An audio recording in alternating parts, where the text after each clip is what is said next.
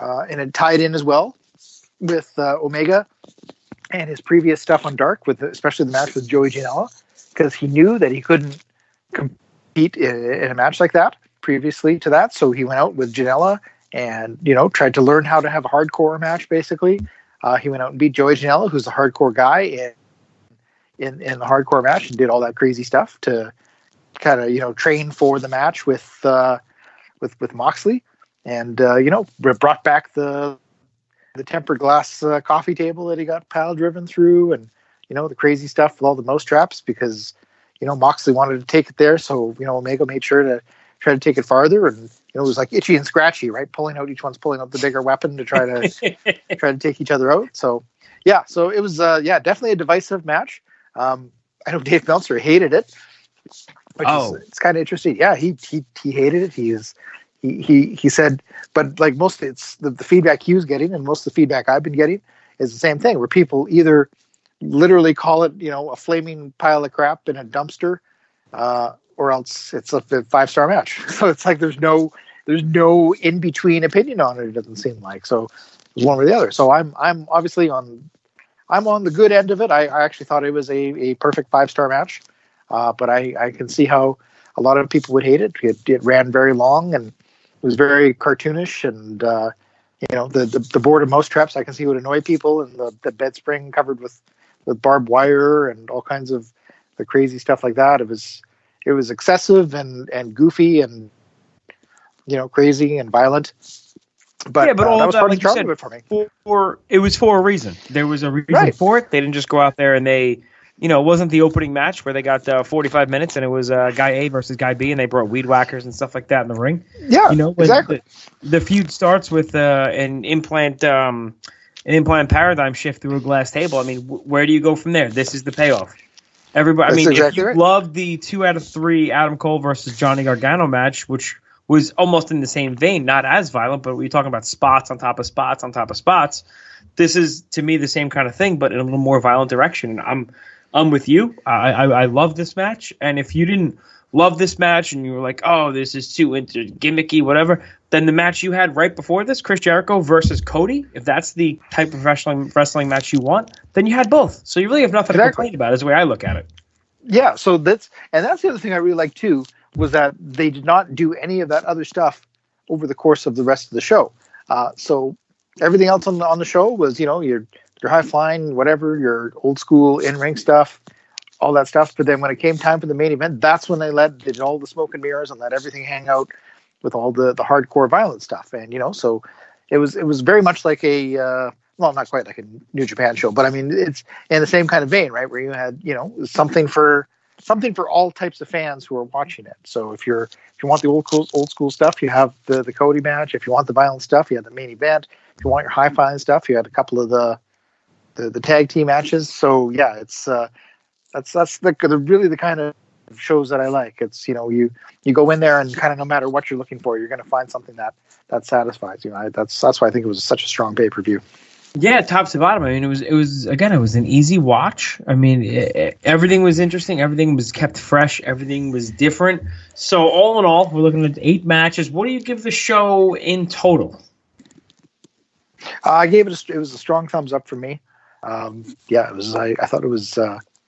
I thought it was probably the best pay-per-view that they've done, actually. So it's small sample size, but yeah, I thought it was fantastic. I thought it was just a good show leading up there, but once we got to the two main events, I thought it ended up being a blow-away home run show, and very, very strong recommendation from me. Yeah, there was nothing. To me, there was nothing bad. There's nothing you had to fast forward. Most companies are going to have matches like that where you're going to, if you watch New Japan, you don't love the Yano matches, you're going to fast forward through the Yano matches and stuff like that. But this is, top to bottom. If you paid money for it, you look at each match got the correct amount of time. Each match had, finishes. It was everything that, Cody and the Bucks and Kenny said was going to happen in this new company. They've delivered on so far. That's right. Now, Exactly. There is room for improvement. Going forward, what do you expect to see storyline-wise? What do you think they could change? Is there anything that was sticking out to you and you were like, I wish they did blank, blank, blank? Yeah, so I definitely think the elites need to start winning. They need to be elite. Like guys, it's okay. You're not Triple H. Nobody accuses you of being Triple H. We love you. We followed you here to this brand new wrestling company. Feel free to win some matches. They need to go that direction. I really wish Hangman Page would like watch some JBL matches or something and learn how to do a little bit more of that, because he's going to kill himself doing all those moonsaults and everything like that. And there's a reason why JBL was still doing matches up until his 40s, because it's going out there and doing big boots and lariats, and you don't hurt yourself that way, like, or Stan Hansen, same thing. I was going to say he wrestled till he was 50. He's wrestled till he's 50. It's like, dude, you're doing Orihara moonsaults off the post, and you're destroy your knees, like. Come on, man! Like, learn to do a little bit of a safer match, and you'll still get over just as big, because you're a cowboy. Do some cowboy shit, right? Like, that's what the shirt says, right. So I have certain expectations if you're going to be wearing chaps and cowboy boots to the ring, like do a lariat, I don't remember Ron Bass ever doing a moonsault. That's right, exactly. Worked for Ron Bass, so it doesn't, works for him. Storyline wise, I think they're doing really well, concentrating on more stuff. They definitely letting Jericho loose on videos like the one on Dynamite this past week is an awesome direction to be going in. Because I thought that was one of the one of the funniest type videos I've ever seen. Oh my god! When he kissed Sammy Guevara on the cheek, when he kissed Sammy Guevara, it was so funny. Yeah, absolutely. Yeah, that and and Soul Train Jones and the Olive Garden references and like the fact on the pregame show where they showed the Cody, the original Cody video again, and it made the Jericho one 100 times funnier when you watch the Cody one back again, and you can see all the like every little reference that Jericho made in there and everything he picked up on. Yeah. So that was fantastic. I thought as well. I don't know. I mean, I wouldn't. I like that they're building a lot on the win-loss records, but that's not everything. So it's kind of live by the sword, die by the sword with some of that stuff, because it's like they've made such a big deal out of it. But then you have somebody like Pac who had the undefeated record, and it's like, well, why is Cody getting a title shot then, and Pac's not getting the shot? So I mean, if they're gonna go that way, then they need to be kind of more consistent about it and address it.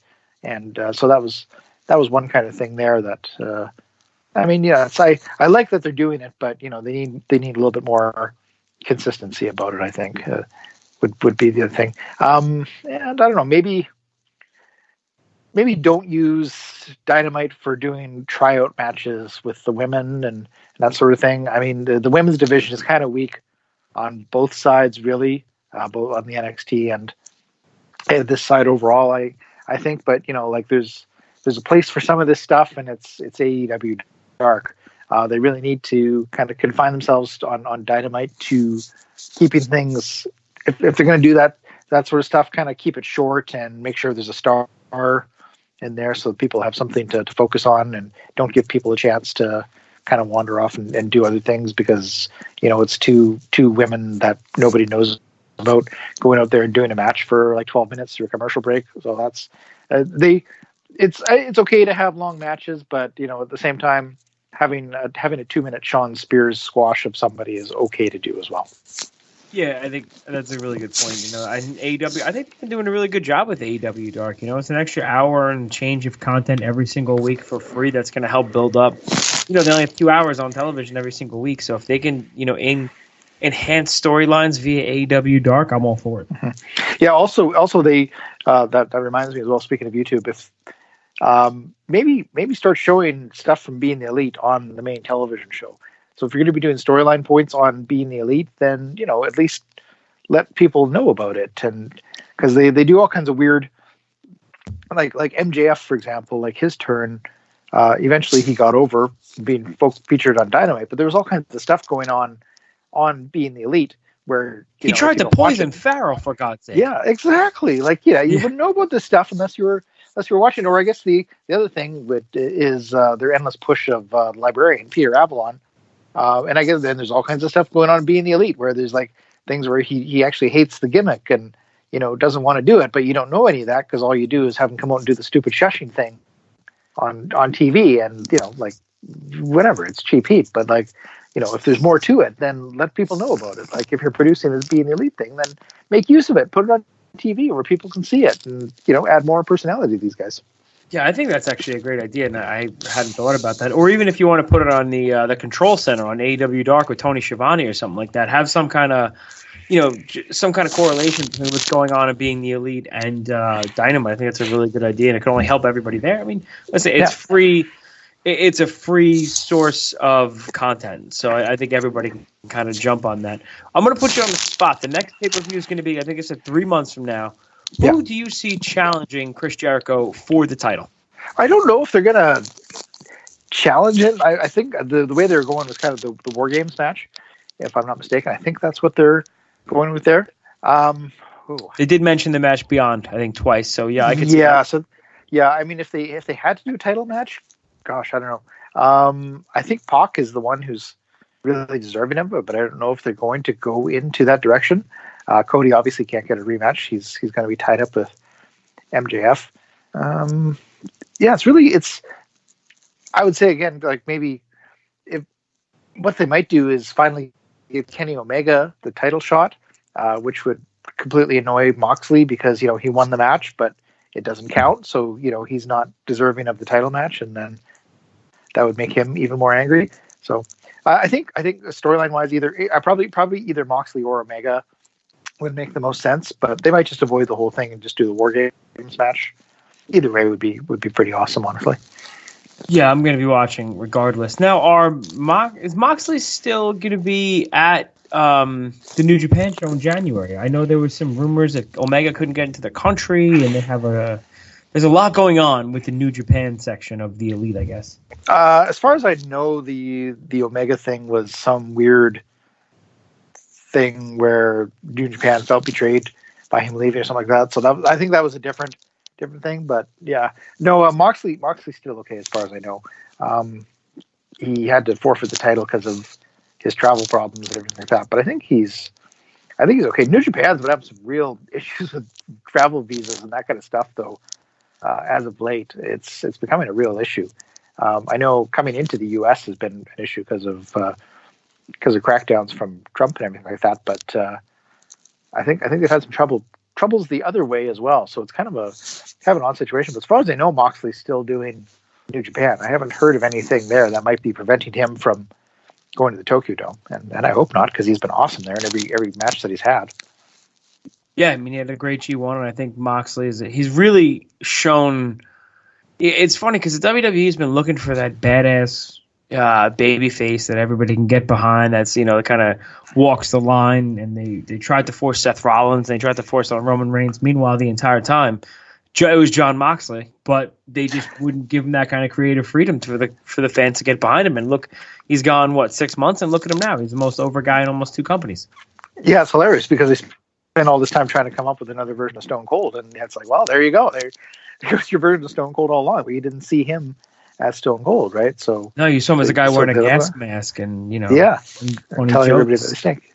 Yeah, I know. So yeah, it's amazing what happens if you let people have a little bit of creative freedom and come up with their own stuff and not script ridiculous garbage like having them be cheating on their spouses and then putting that on television before 1.8 million viewers or whatever it was that Raw got this week. So yeah.